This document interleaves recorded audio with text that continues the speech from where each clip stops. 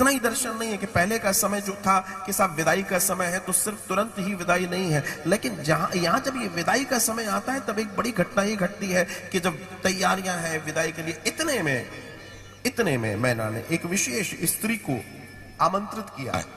एक विशेष स्त्री आई है और वह स्त्री एक ब्राह्मणी जिसने अपने समय को जिया है, जिसने अपने ज्ञान को जिया है। अब पार्वती जी को लेकर मैना जाती हैं उस स्त्री से मिलाने। विशेष आसन पर बैठा ला गया है उसको, और पार्वती वहां पहुंची और उनको प्रणाम कर रही है। मैना प्रणाम कर रही है उस ब्राह्मणी को, और मैना कहती है कि मां आप इसे कुछ बताएं, इसके जीवन का कल्याण कैसे होगा। अब ध्यान दीजिएगा, बहुत सुंदर और श्रेष्ठ बात होने जा रही है। तब उस ब्राह्मणी ने बड़े प्रेम से इशारा ऐसे किया, पार्वती जी आई, पार्वती जी को अपनी गोद में बैठा लिया, सुंदर पार्वती जी का माथा चूमा, सर पे हाथ रखा, खूब आशीर्वाद दिया, बलियां ली, और कह रही है ब्राह्मणी कि पार्वती अब मैं जो तुझे कहने जा रही हूं बस यही तेरे जीवन का सार होगा। मैं तुझे कुछ पतिव्रत धर्म के बारे में, स्त्री का धर्म क्या है, मैं उसके बारे में तुझे बताने जा रही हूं। और जिसने अपने धर्म का पालन कर लिया उसको देवता भी प्रणाम करते हैं। धन्या पतिव्रता नारी नान्या पूज्या विशेषतः पावनी सर्वलोकानां सर्व पापौ धनाशिनी।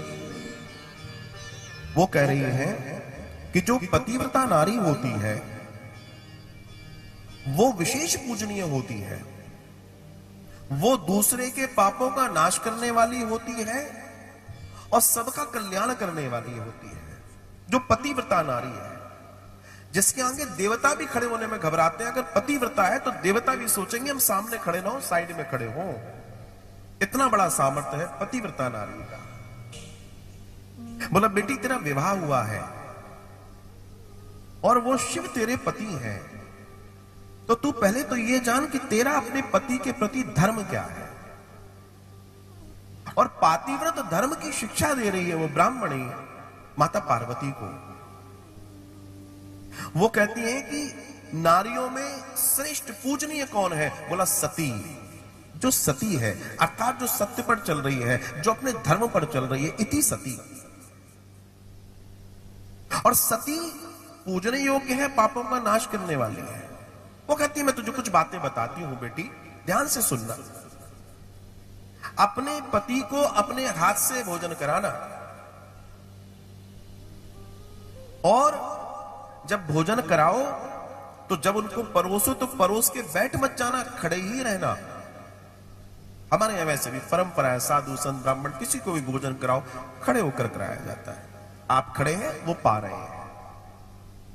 बड़ों के लिए भी यही है। वो कह रहे हैं और उसके बाद जो बचे उसमें और बढ़ाकर तुम भोजन करना। जो पति का बचे भोजन उसमें और बढ़ाकर फिर तुम भोजन करना। जब वे सोने लगे उनकी सेवा, और उसके बाद तुम शयन करना।